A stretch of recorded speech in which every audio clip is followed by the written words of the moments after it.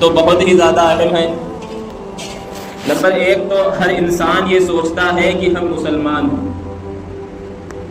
مسلمان ہیں، حتی الامکان اگر اس کے برعکس دیکھا جائے تو وہ مسلمان بظاہر ہے، کلمہ گو ہے، لیکن حقیقت کیا ہے تو کچھ اور ہی نکلے گی۔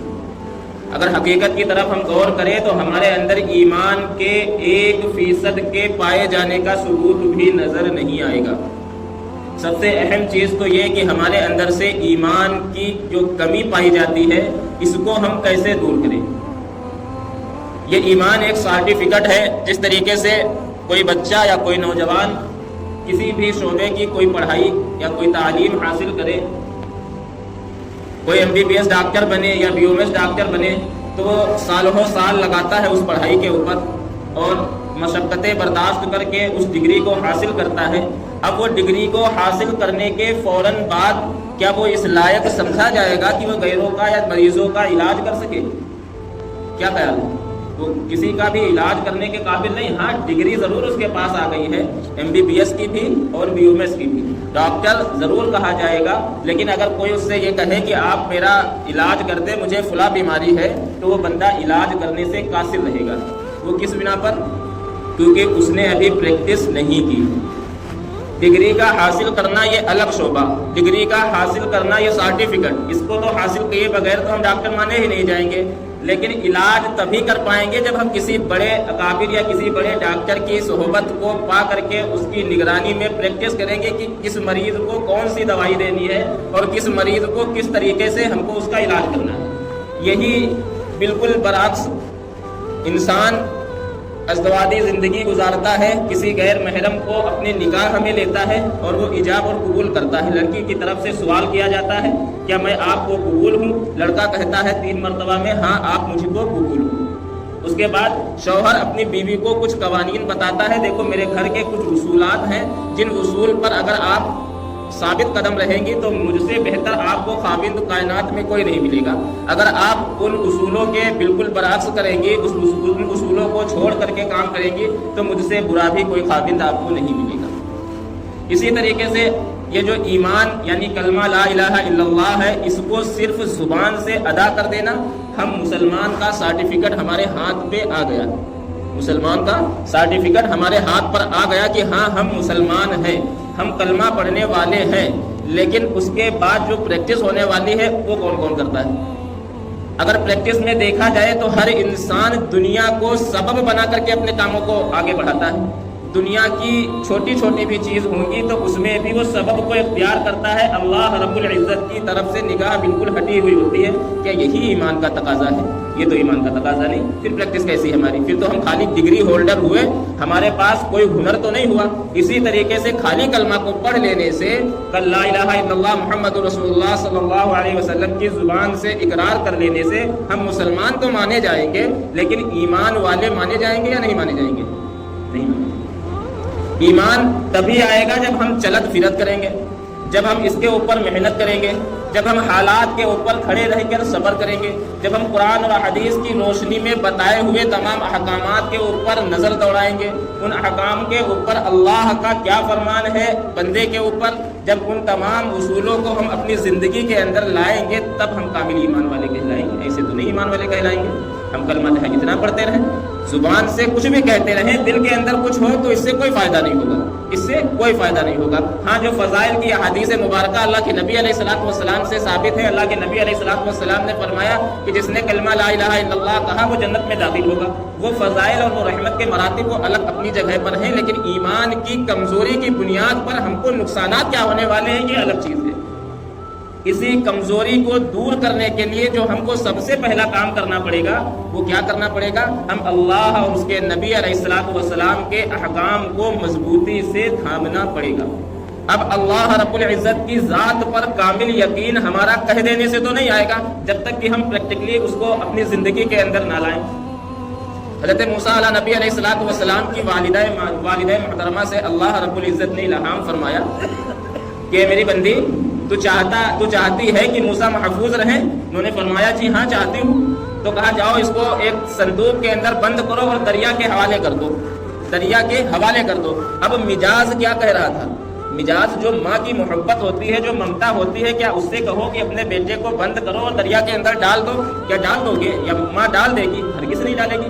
مجاز اور بندے کی فطرت جو دنیا کے اندر اس کے اندر جذب کرتی ہے، وہ کبھی یہ نہیں کہے گی، بلکہ یہ دیکھے گی کہ ظاہر میں تو یہ ڈوب جائے گا، یہ ڈوب جائے گا، یا تو کہیں کنارے پر پھنس جائے گا، یا تو صندوق کے اندر سانس نہ لینے کی بنا پر یہ وہیں پہ تڑپ تڑپ کے مر جائے گا۔ چنانچہ موسیٰ علیہ نبی علیہ السلام کی والدہ کے اوپر جب یہ الہام ہوا اللہ رب العزت کی جانب سے، تو اللہ رب العزت نے فرمایا کہ موسیٰ کو اس صندوق کے اندر بند کرو اور دریا کے اندر بہا دو، میں تم سے یہ وعدہ کرتا ہوں کہ آپ کو عنقریب موسیٰ واپس لوٹاؤں گا، عنقریب موسیٰ واپس لوٹاؤں گا۔ اب دیکھیے یہ ایمان کا امتحان ہو رہا ہے کہ تمہارے اوپر اللہ کے احکام کو ماننے کی سخت کتنی ہے، اللہ کے احکام کو ماننے کی بندی کے اندر سخت کتنی ہے۔ اگر وہ اس وقت اللہ رب العزت کے فرمان کو ٹھکرا دیتی ہیں، میں کیوں پھینکوں اپنے بچے کو، تو ڈوب جائے گا، تو کیا ہوتا؟ کیا موسیٰ علیہ نبی علیہ السلام کی پرورش وہاں تک ہوتی؟ لیکن نظام کائنات پہلے ہی سے سجا ہوا ہے، اللہ جو چاہتا ہے وہ ہوتا ہے۔ یہ صرف نذیر اس امت کو دینے کے لیے اللہ نے اپنے پچھلے گزرے ہوئے انبیاء علیہ السلام کے واقعات بتائے کہ دیکھو ان مثالوں کے تحت جب اپنی امتیوں کو سمجھاؤ گے تو ان کو سمجھ میں آئے گا کہ یقین بنتا ہے تو کیسے بنتا ہے۔ تو اسی یقین کو بنانے کے لیے موسیٰ علیہ نبی علیہ السلام جب دریا کے اندر بہائے گئے تو آگے چل کے آسیہ اور فرعون اپنے 800 غلاموں کے ساتھ میں سیر کر رہے تھے دریا کے کنارے۔ چنانچہ غلاموں میں سے کسی ایک غلام نے دیکھا کہ ایک صندوق بہتا ہوا آ رہا ہے، اس نے دریا نیل کے اندر چھلانگ ماری اور اس صندوق کو نکال کر فرعون کے پاس لایا۔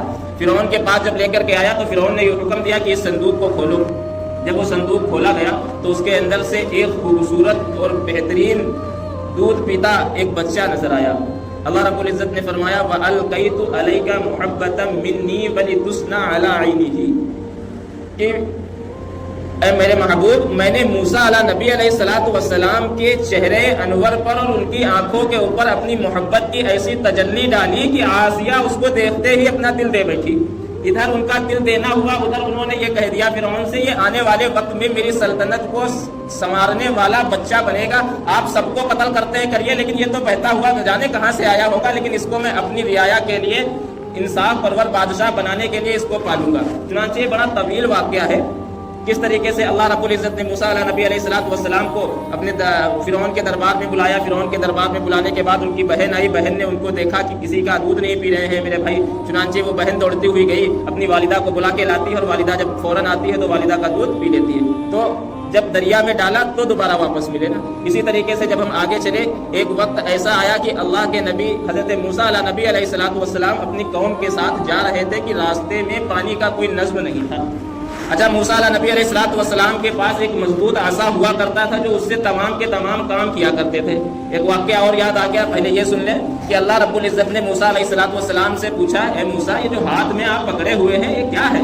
چنانچہ موسیٰ علیہ نبی علیہ السلام نے بتایا، یا اللہ یہ ایک عصا ہے، اس سے میں بکریوں کو ہانکتا ہوں۔ فوائد گنانے شروع کر دیے، کہا اچھا اس کی اتنے فائدے ہیں، اچھا اس کو ذرا زمین پہ ڈالو۔ جب انہوں نے زمین پہ ڈالا تو وہ خونخوار اژدہے کی شکل میں بن گیا۔ اب موسیٰ علیہ نبی علیہ السلام سے اللہ رب العزت فرما رہے، موسیٰ یہ تو عصا تھا، آپ کا یہ اژدہا کیسے بن گیا؟ یہ اس کی حیت باقی رہے گی یا نہیں باقی رہے گی یہ میرے حکم پر منحصر کرتا ہے۔ اللہ جو چاہتا ہے بندے کے حق میں ہوتا وہی ہے، اللہ جو چاہتا ہے بندے کے حق میں ہوتا وہی ہے، بندہ چاہے جتنی تدبیریں لگا لے۔ چنانچہ موسیٰ علیہ نبی علیہ السلام سفر میں تھے تو ان کی قوم والوں نے، ان کے جو ساتھی لوگ تھے، ان لوگوں نے کہا کہ موسیٰ حضرت پانی پینے کے لیے نہیں ہے اور جینے کے لیے بھی نہیں ہے، چنانچہ اگر جینا ہے تو پانی بھی پینا پڑے گا۔ اب پانی کا نظم کیسا ہو؟ اب عقل کا تقاضا کیا کہہ رہا تھا؟ ایک ہی ڈنڈا ہے، میں اس کو ڈھال بنا کر کے، فاوڑا بنا کر کے اس سے گڈھے کو کھودوں اور ایک گڑھا ایسا بناؤ جس سے زمین کے نیچے سے پانی اوپر آئے۔ عقل تو یہی کہتی ہے نا، یہی کہتی ہے۔ چنانچہ اللہ رب العزت سے جب مخاطب ہوئے سیدنا موسیٰ علیہ نبی علیہ السلام کہ یا اللہ میں اس صورت میں کیا کروں؟ چنانچہ موسیٰ علیہ السلام کو اللہ رب العزت بالکل برعکس حکم دے رہے ہیں کہ موسیٰ اس ڈنڈے کو آپ یہ جو سخت پتھر رکھا اس کے اوپر ماریے۔ اب عقل ایک بار اور حیرت میں آتی ہے، کہتی ہے اگر میں اس ڈنڈے کو، لکڑی کے ڈنڈے کو پتھر پر تیر سے ماروں گا تو یہ پتھر اس ڈنڈے کو توڑ دے گا؟ نہیں توڑ دے گا۔ اب جو میں کھودنا چاہتا ہوں وہ بھی نہیں کھود پاؤں گا جب ڈنڈا ہی ٹوٹ جائے گا۔ عقل تو یہی کہتی ہے، لیکن اس وقت میں موسیٰ علیہ نبی علیہ السلام نے کیا کام کیا؟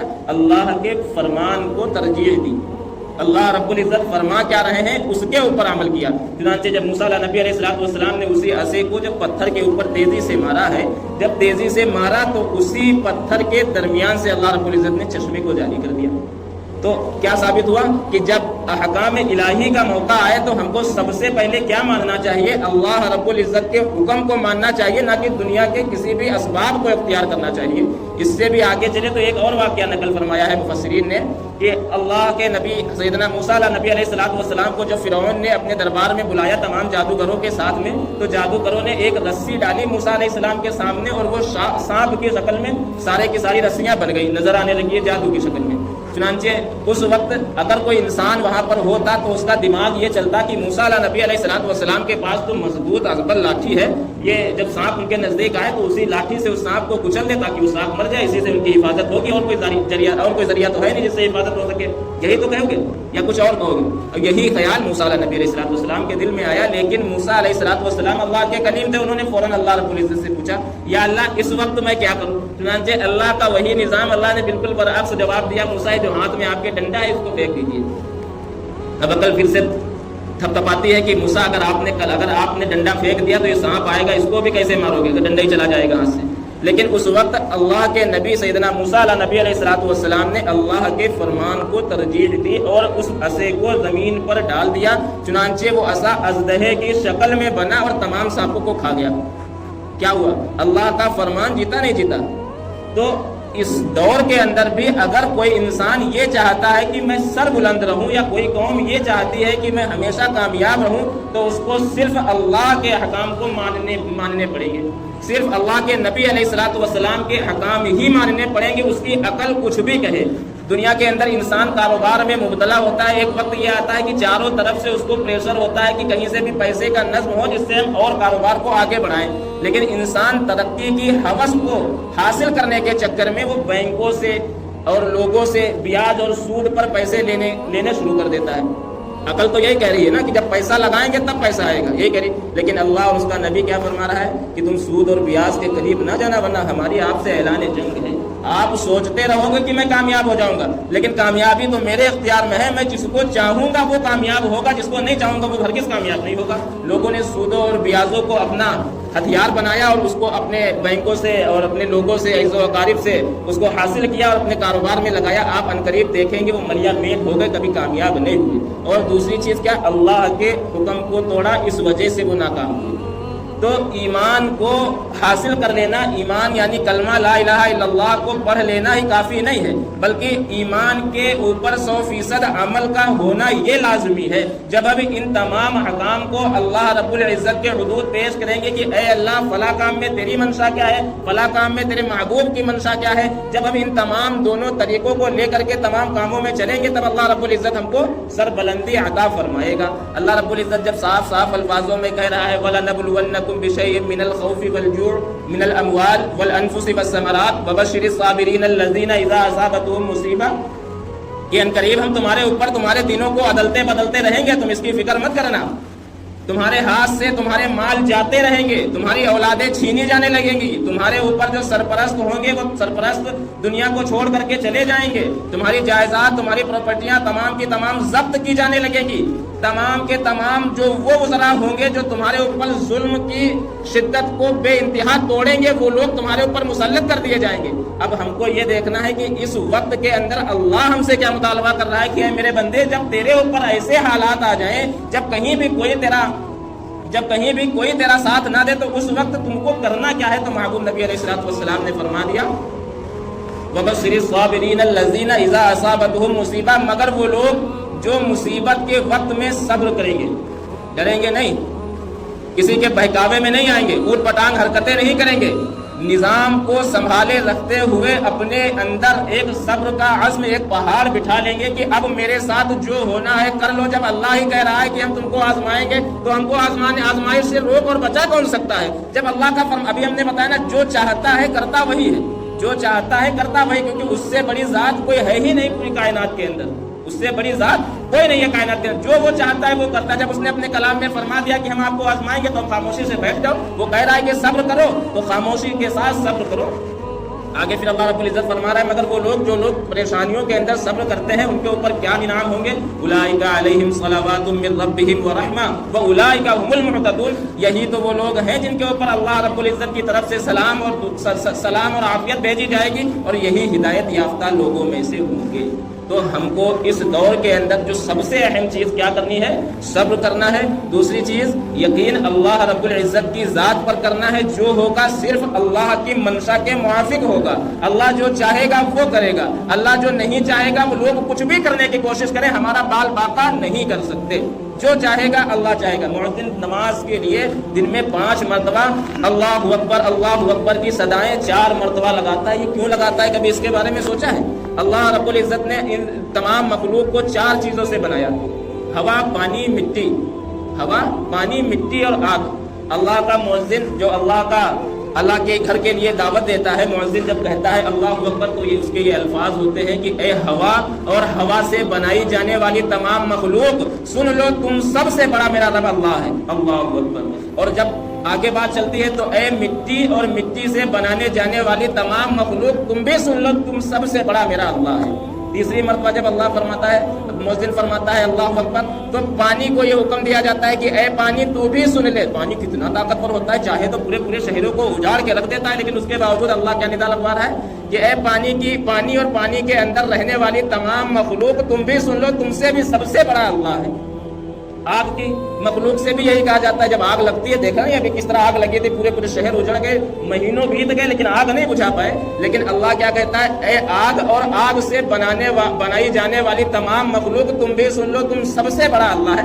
جب مؤذن بار بار پکار کے کہہ رہا ہے اور ہم بھی یہی بات کہہ رہے ہیں کہ اللہ سے بڑا کوئی نہیں، تو پھر ہمارے اندر یقین کہاں گیا؟ ہم کیوں اس بات کو اختیار کرتے ہیں؟ پھر ہم کیوں ادھر ادھر کہتے پھرتے ہیں کہ یار تشدد اور ظلم کے پہاڑ ٹوٹے جا رہے ہیں، اب ہوگا کیا؟ ارے ہوگا کیا؟ وہی ہوگا جو اللہ چاہے گا. ہم اور آپ ہیں کون؟ ہماری حیثیت کیا ہے؟ یا ہم پر ظلم کرنے والوں کی حیثیت کیا ہے؟ اللہ جو چاہتا ہے وہ کرتا ہے. اس کے پیچھے بھی راز ہے. یہ جو کام غیر لوگ ہمارے اوپر کر رہے ہیں، اس کے اوپر بھی راز ہے کہ اللہ رب العزت اپنے بندوں کو ایک پاس جمع کیوں کر رہا ہے. یہ ان سے کام لیا جا رہا ہے، اس میں کوئی ظلم و زیادتی نہیں ہے، بلکہ ایک پاس جمع کرنے کے لیے ہم کو اس طریقے سے آزمائشوں میں ڈالا جا رہا ہے. سمجھ گئے؟ باقی آئندہ جمعے میں انشاءاللہ میں بتاؤں گا. اللہ تعالیٰ کہنے سننے سے زیادہ عمل کی توفیق